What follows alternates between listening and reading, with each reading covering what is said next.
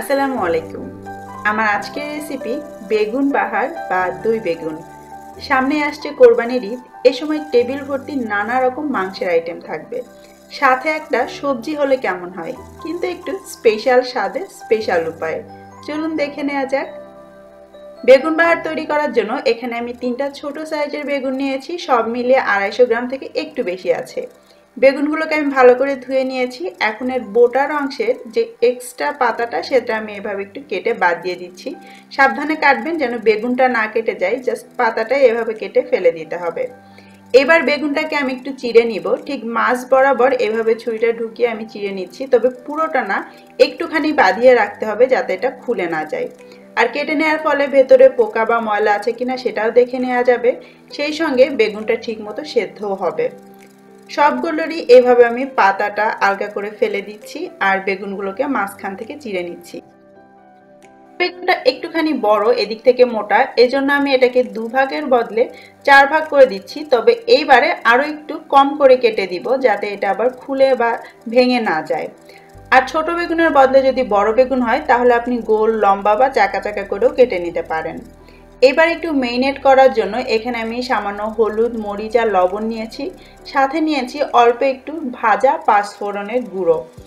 তারপর এর মধ্যে 1 টেবিল চামচের মতো দিয়ে দিলাম তেল। আমি নর্মাল কুকিং অয়েল দিচ্ছি, আপনি চাইলে সরিষার তেলও ব্যবহার করতে পারেন। একসঙ্গে সবকিছু মিলিয়ে নিয়ে এবার এই মশলার মিশ্রণটা আমি বেগুনের গায়ে একটু মেখে নিব।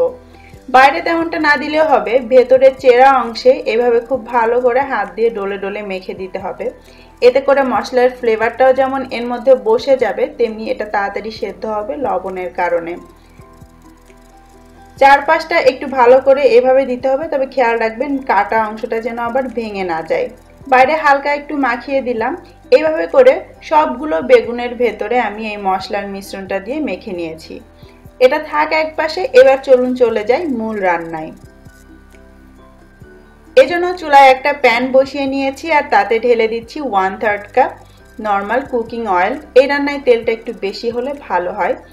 আর সেই সাথে দিয়ে দিচ্ছি 2 টেবিল চামচ সরিষার তেল। আপনি চাইলে এখানে ঘিও ব্যবহার করতে পারেন অথবা পুরাটাই সরিষার তেলে রান্না করতে পারেন। তারপর আমি এই সব কিছু একটু একসঙ্গে মিলিয়ে নিচ্ছি এবং তেলটা গরম করার জন্য অপেক্ষা করছি। তেলটা গরম হয়ে এলে তারপর এর মধ্যে আমি 1/2 কাপ পেঁয়াজ কুচি দিয়ে দিচ্ছি। পাতলা করে পেঁয়াজটাকে কেটেছি, কারণ পেঁয়াজটাকে আমাদেরকে বেরেস্তার মতো করে সোনালি করেই ভাজতে হবে। চুলার আঁচ এই পর্যায়ে থাকবে মিডিয়াম হাইতে আর নেড়ে চেড়ে পেঁয়াজটাকে সোনালি করে ভেজে নিচ্ছি। যখন পেঁয়াজের কালারটা এরকম সোনালি হয়ে যাবে, তবে আবার বেশি পুড়িয়ে ফেলা যাবে না, ঠিক সেই পর্যায়ে আমি এর মধ্যে দিয়ে দিচ্ছি 1/2 কাপ পেঁয়াজ বাটা এবং সেই সাথে 1/3 কাপ দিয়ে দিচ্ছি পাকা টমেটো পেস্ট করা। ব্লেন্ডারে এভাবে পেস্ট করে নিলেই হবে। 1.5 টেবিল চামচ দিয়ে দিচ্ছি আদা রসুন বাটা। তারপরে সবকিছু একটু নেড়ে মিশিয়ে দিচ্ছি যাতে নিচ থেকে আবার পেঁয়াজগুলো পুড়ে না যায়। এবারে এর মধ্যে আমি বাদবাকি মশলাগুলো অ্যাড করব। প্রথমেই দিয়ে দিচ্ছি আধা টেবিল চামচ লাল মরিচের গুঁড়ো, যেমনটা ঝাল খান তেমনই দিতে হবে। 1 চা চামচ করে দিচ্ছি ধনের গুঁড়ো এবং 1 চা চামচ জিরের গুঁড়ো। তারপরে এর মধ্যে কালার আনার জন্য সামান্য একটু হলুদের গুঁড়ো দিয়ে দিচ্ছি। সেই সাথে স্বাদ মতো লবণ দিতে হবে। আমি 1 চা চামচ দিলাম, বাকিটা টেস্ট করে পরে দেওয়া যাবে। তারপর একসঙ্গে নেড়ে মিশিয়ে নিয়ে এটাকে মিনিট 2 ধরে একটু কষিয়ে নিব। অনেক বেশি সময় ধরে কষাতে হবে না, জাস্ট পেঁয়াজ আর রসুন আদার কাঁচা গন্ধটা চলে গেলেই হবে। মিডিয়াম আঁচে মশলাটাকে আমি 2-3 মিনিট ধরে কষিয়ে নিয়েছি। এবার আমি এর মধ্যে সেই যে আমরা বেগুনটাকে কেটে মেরিনেট করে রাখলাম সেটা সরাসরি এর মধ্যে দিয়ে দিচ্ছি। বেগুনটাকে আলাদা করে আমি ভেজে নিইনি। তেল বেশি দিয়ে একটু যদি আপনি এই মশলার মধ্যেই এটাকে সরাসরি দিয়ে দেন তাহলে আর আলাদা করে ভাজা লাগবে না। একসাথে যেমন মশলাও কষানো হবে, সেই সাথে বেগুনটাও আলতো ভাজা হয়ে যাবে। তবে আপনি চাইলে আলাদা করে বেগুনগুলোকে ভেজেও নিতে পারেন। ওপর দিয়ে একটু মশলাটা আমি এভাবে দিয়ে দিলাম যাতে ওপর দিক থেকেও মশলাটা যেতে পারে। তারপর ঢেকে দিচ্ছি। চুলার আঁচটা মিডিয়াম লো করে দিয়ে অপেক্ষা করছি 10 থেকে 12 মিনিটের জন্য। মিনিট 10 পরে আমি ঢাকনাটা সরিয়ে নিচ্ছি। এবার আমি বেগুনগুলোকে একটু নেড়ে চেড়ে দিব আর পিঠটা উল্টে দিব যাতে অপর পাশেও ভালো মতো এটা সেদ্ধ হতে পারে, প্লাস ভাজা ভাজাও হতে পারে। দেখতেই পাচ্ছেন তেলের কারণে কিন্তু বেগুনগুলো খুব ভালো মতো ভাজা ভাজা হয়ে যাচ্ছে, সেই সঙ্গে বেগুনটা কিন্তু সেদ্ধও হচ্ছে, কারণ আমরা এটাকে ঢেকে দিয়েছিলাম। উল্টে দেওয়ার পর আবারও কিছুটা মশলা উপর দিয়ে এইভাবে আমি একটু মেখে দিচ্ছি। তারপর আবারও এটাকে ঢেকে দিচ্ছি এবং আরও 10 মিনিটের জন্য অপেক্ষা করছি। আর 10 মিনিট পরে ঢাকনাটা আমি আবারও খুলে নিচ্ছি। দুপাশে আমার উল্টে উল্টে ভাজা হয়ে গিয়েছে, তেলটাও উঠে এসেছে আর মশলাটাও কিন্তু এর মধ্যে বেশ ভালো মতো কষানো হয়ে গিয়েছে। এইবার বেগুনের ভেতরে যাতে শক্ত বা কাঁচা না থেকে যায়, সেজন্য এর মধ্যে আমি সামান্য পানি দিয়ে দিচ্ছি। এটা আসলে বেগুন বুঝে আপনাকে পানিটা দিতে হবে। একটু মশলার সঙ্গে পানিটা এভাবে মিশিয়ে দিচ্ছি। চুলার আঁচটা মিডিয়াম লোতে রেখেই আবার আমি এটাকে ঢেকে দিচ্ছি 10 মিনিটের জন্য। মাঝে অবশ্যই একবার ঢাকনা খুলে বেগুনগুলোকে উল্টে পাল্টে দিতে হবে। 10 মিনিট পরে আমি আবার ঢাকনাটা সরিয়ে নিচ্ছি। আবারও চামচ দিয়ে আলতো করে এগুলোকে একটু নেড়ে চেড়ে দিব। তারপর চেক করে নিব বেগুনগুলো ঠিকমতো সেদ্ধ হয়েছে কিনা। একটা শাসলিক কাঠি বা টুথপিকের সাহায্যে এভাবে একটু খোঁচা দিলেই বুঝতে পারবেন যে বেগুনগুলো সেদ্ধ হয়ে গিয়েছে আর ভেতরে নরম হয়ে গিয়েছে। রান্না কিন্তু মোটামুটি শেষ। এবার লাস্ট ফিনিশিং হিসেবে আমি এর মধ্যে দিয়ে দিচ্ছি 2 টেবিল চামচ বাদাম বাটা।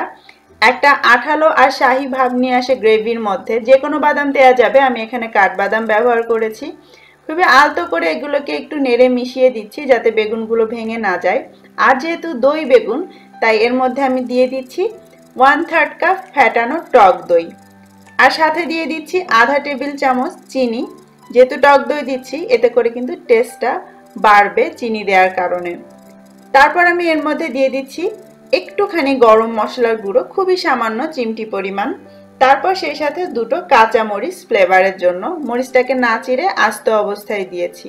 খুবই আলতো হাতে একটু নেড়ে মিশিয়ে দিচ্ছি। তারপর আমি এর মধ্যে সবশেষে দিয়ে দিচ্ছি একটুখানি পেঁয়াজ বেরেস্তা। খুব সুন্দর একটা ফ্লেভার নিয়ে আসবে তাহলে এর মধ্যে। আবারও ঢেকে দিচ্ছি মিডিয়াম লো আছে। 5 মিনিট জাস্ট এটাকে রান্না করে নিব। 5 মিনিট পরে ঢাকনাটা খুলে আমি এগুলোকে আলতো করে একটু নেড়ে দিচ্ছি। আমার রান্না শেষ, চুলাটা আমি এখন বন্ধ করে দিচ্ছি। এবার জাস্ট পরিবেশনের পালা।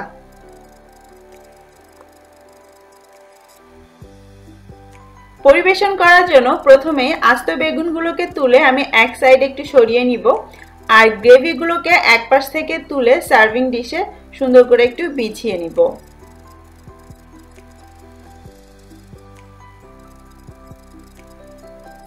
তারপর এই গ্রেভির উপরে বেগুনগুলো সাবধানে তুলে এনে সাজিয়ে দিতে হবে।